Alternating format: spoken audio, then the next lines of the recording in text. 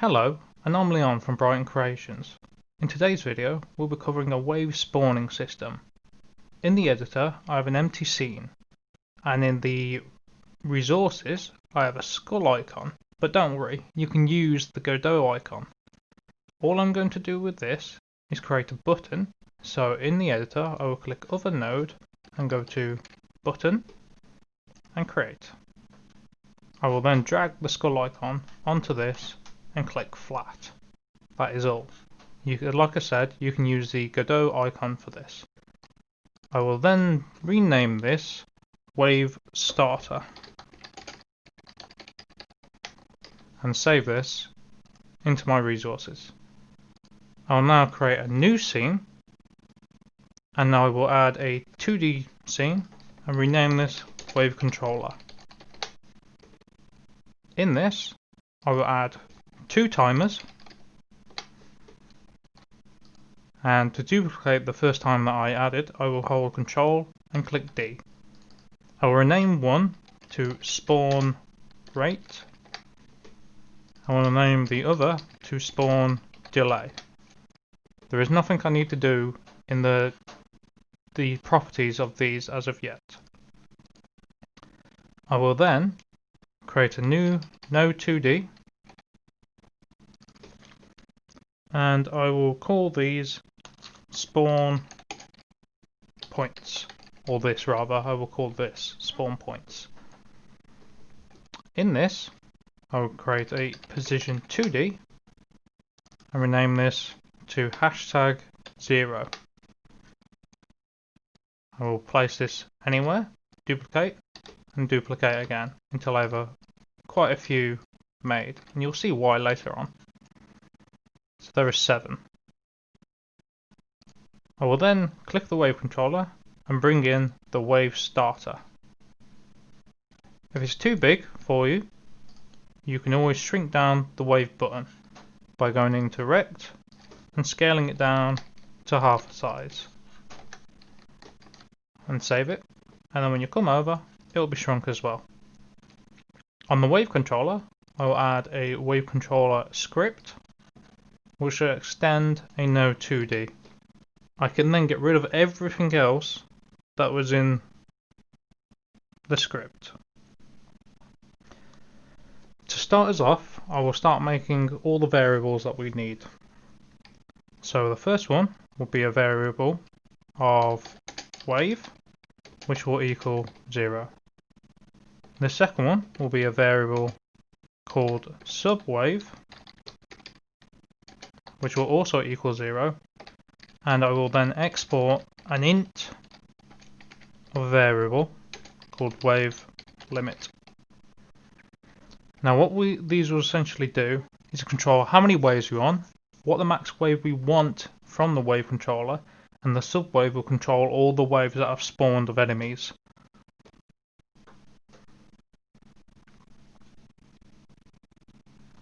So on the next one, we then want to export 2 different properties, an array with a node path.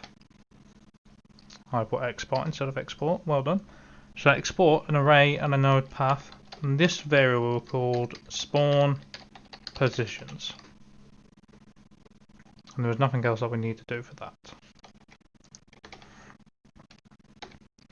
The next one will be a variable called enemies, which will equal an array. Now in this array we will have to create some enemies obviously to go into these, but for now I will leave this empty. The next array will be called, the next variable will be called enemy rate, which again will equal an array. Now for the purposes of this, I'm going to put one as 0.25 and 0.47. Just for now. I will then create another 2 arrays, but exporting both of them. So export, again, array, but this time with another array inside of the array with an int. And I will call this variable enemy count. An easy way, copy this, paste underneath, and I will rename this enemy type. And the last one will be a variable called enemy amount, which will equal null.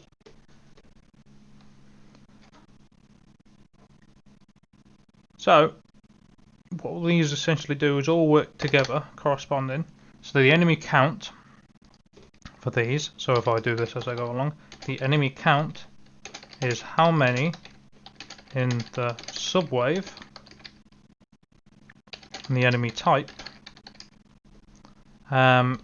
is what type of enemy will be spawned from the subwave. So these will correspond with the subwave.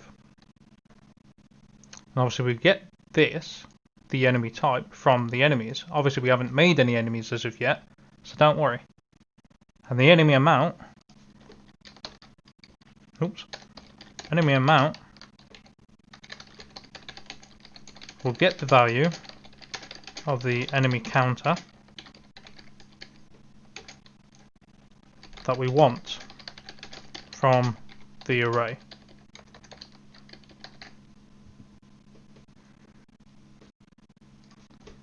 And a list of all the enemies with their spawn rates, and these will correspond with one another in a way that this first array here of enemy rate will go with the first enemy property of here.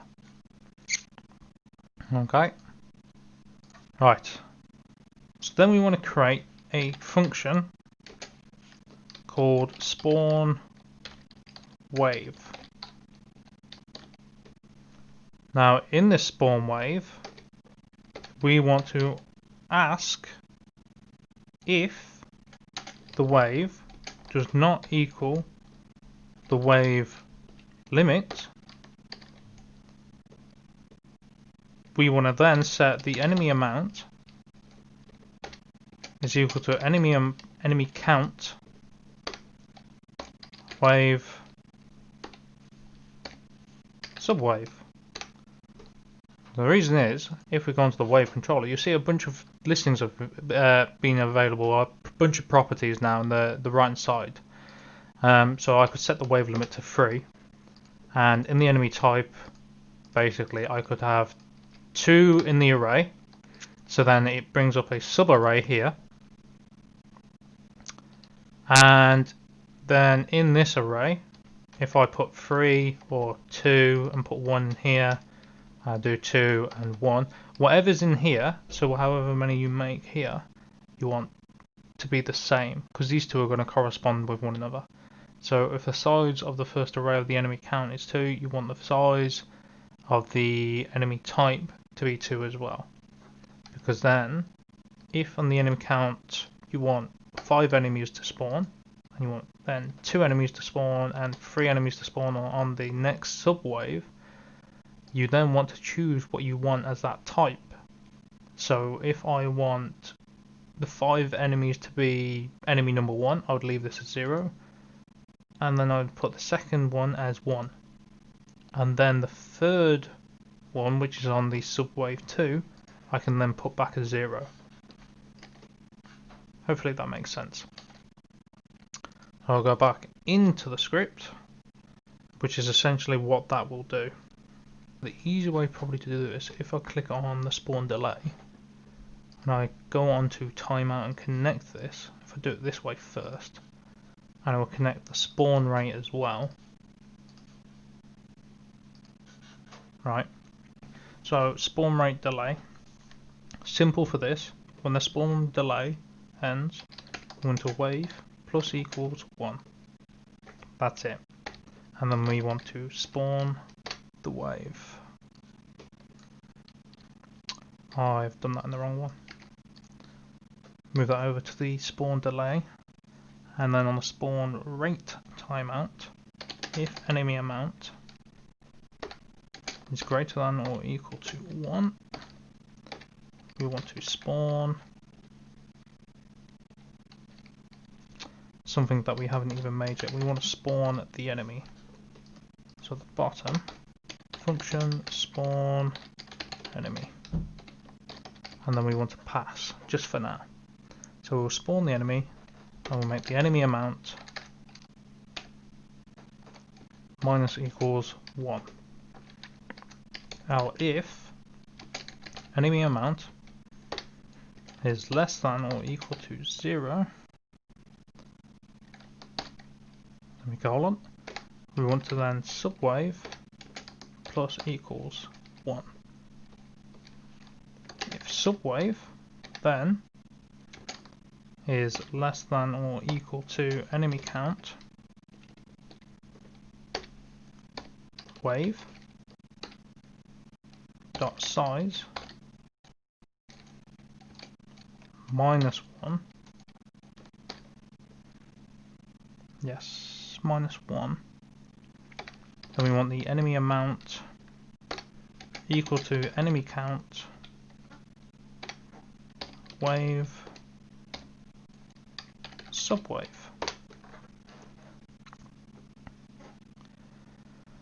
Now, probably wondering what all this does. So what we want to do is spawn enemy if the enemy amount is still higher than 0. That'll be for that. Then on the if statement, if not higher than 0, increase the subwave. Then on the if again, check if the subwave has reached max in size. So it will check the whole of the array, and we minus it by 1 because then the array will equal the correct number. Because when you do an array, it starts from 0, it doesn't start from 1. And then if not, then set the enemy amount.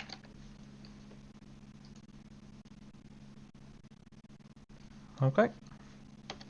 Right, then if again subwave is greater than or equal to enemy count wave, instead this time, dot size, oops, I forgot the brackets, minus 1 again. We want spawn rate dot stop. Now I realise what I've done actually, because although I've renamed these spawn rate, I didn't put an underscore in like I normally do to make things a little bit simpler when you're coding. So spawn rate dot stop, and we want to spawn delay dot start, and subwave will equal 0. So when else is hit, else stop the rate of enemies and start the delay for the next wave. And we don't want throw, we want for the next wave. So that's another 2 done out of there. And then for the button as well, we'll link this up. When on pressed. So when this is pressed, we want to spawn the wave. Now the reason why we want to spawn the wave is if this is pressed, is because then you have a choice whether or not you wait for the delay to end. So if it's 15 seconds, you wait 15 seconds for that wave to end, and then it spawns the next wave regardless if there's any more alive. Or if you press this button, you can skip the delay and start it regardless. I think it was the spawn wave now, because they're all spawning in obviously. We want to spawn delay dot stop. Simple as that. So then continuing on from the enemy amount equals enemy count wave subwave array, we want then to spawn rate dot wait time. Oops. wait time is then equal to enemy rate, enemy type, that was it, enemy type, wave, yeah, subwave. There we go. So, hang on, actually, I'll do the next bit first. So then we want spawn rate dot start. Get that out of the way with first. That little bit of code that helps. So we want to set the spawn rate to the enemy rate via the enemy type. So whenever we want to change the enemy rate, like I just said then, in the little hashtag part area of the text, the enemy rate will get the enemy type, what we want, but then we will call the wave subwave and get the enemy rate of what number comes back from here.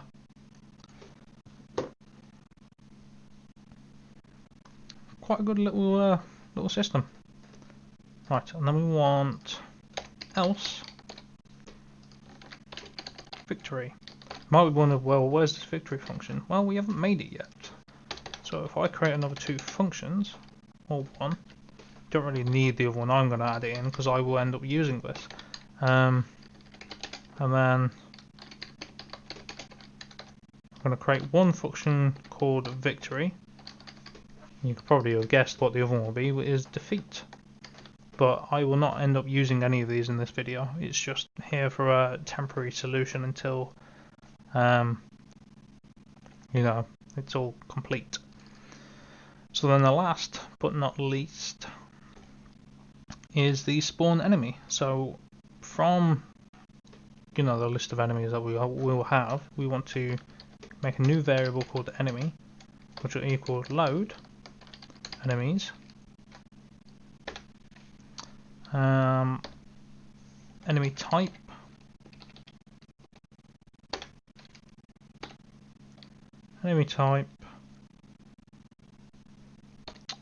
wave, yes, subwave. That should be yes. Okay, doubted myself for a second then. Then we want to make a new variable called enemy instance, which will equal enemy dot instance. So with this, we load the selected enemy from the enemy type array, and we make it a new variable that we can instance at any point that we need to.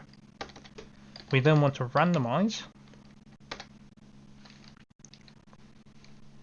And you might say, well, why do we need to? Well, we need to randomize. We need to randomize the spawning of the enemies, because otherwise they'll all spawn in the same position. We don't want that. We want them all to be in a very different position. So then I will make a new variable called spawn point, which will equals randy. I need. Wait, hang on. I'm doing it inside. I wasn't meant to. Don't do it inside the brackets. So randy, and then you want the percent sign. Spawn. Oh my god, I'm typing everything wrong. Spawn positions dot size. So what this essentially do is get all the available spawn positions that equal spawn point as an int, essentially. So it return either a 0, a 1, or a 5, or a 7. When then create one more variable called sp, short for spawn point, which will equals get node, and in this we want to create a string with another bracket, spawn points slash hashtag, right? Then we want, after the opening bracket and the closing bracket, we will then want a comma with spawn point. So where this int comes from, because we're getting the int obviously from this part here, the SP variable will create the get node of spawn point / hashtag, and it's just missing the number. So the spawn point after the comma is where we get the spawn point that we want. So we get the int through a string.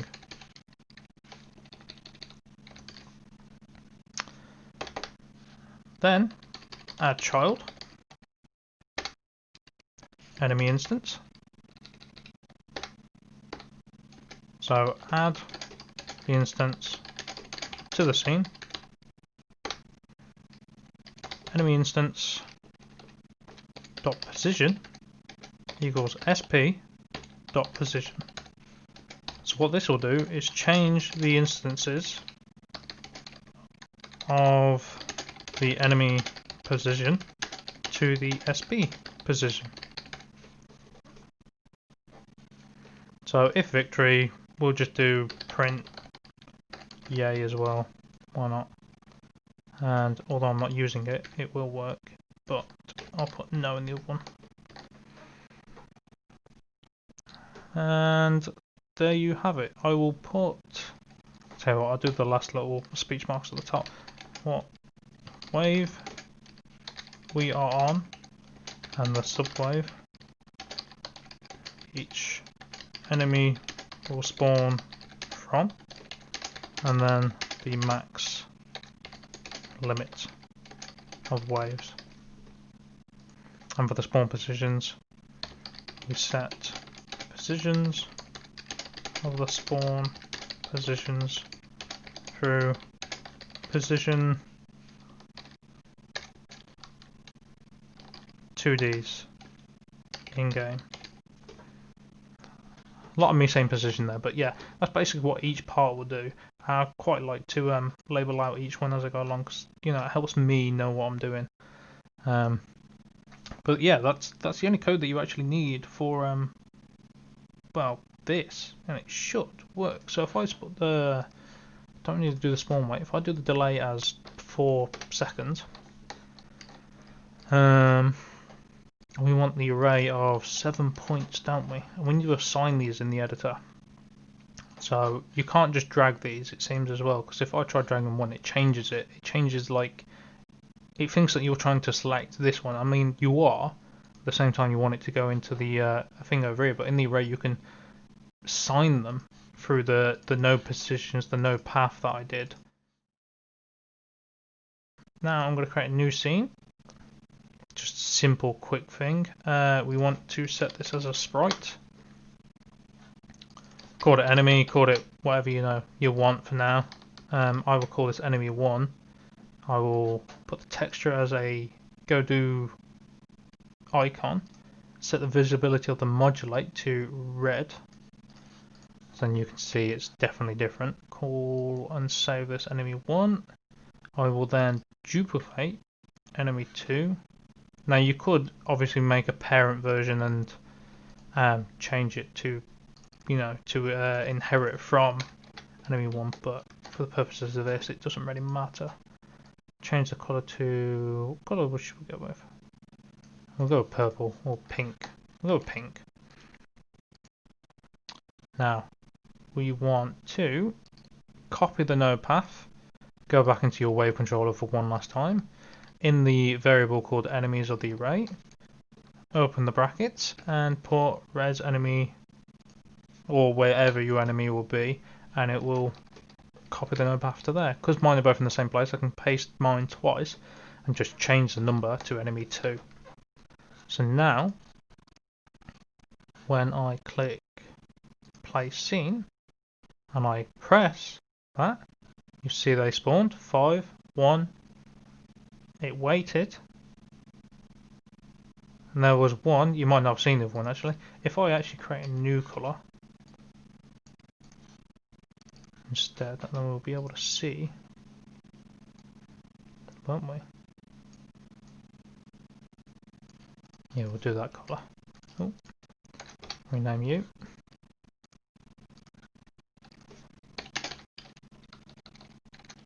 What have you not? Oh, I didn't put you in speech marks, did I? There we go. 0.36. So then let's change this to enemy 2 instead. Click this again. 2, 3, 4, 5. 1, 2. There's a 4-second delay. And 1, 2, 3. So then you can pretty much do anything you want with this. You could have them, say if you had a player in the middle. Oh, what's happened? Invalid get array. Index on base array. What have I missed? What part is this on? This is on the spawn wave, isn't it? So we stop the spawn. Well, I know what it is. It's alright. It's because the wave limit is set to 3. It should be set to 2. Ignore what I've done. So, yep. 5, 2, 2, 3. I don't know why the other one spawned, but there we go. Yay! So they are all there. It's just one might be hiding under the other. But I mean, it doesn't really matter because you can see that it's working, and I hope this comes, help to you. And I hope you enjoyed it. If you did, give it a like, give it a comment, give it a subscribe, and I will see you in the next video. Bye bye.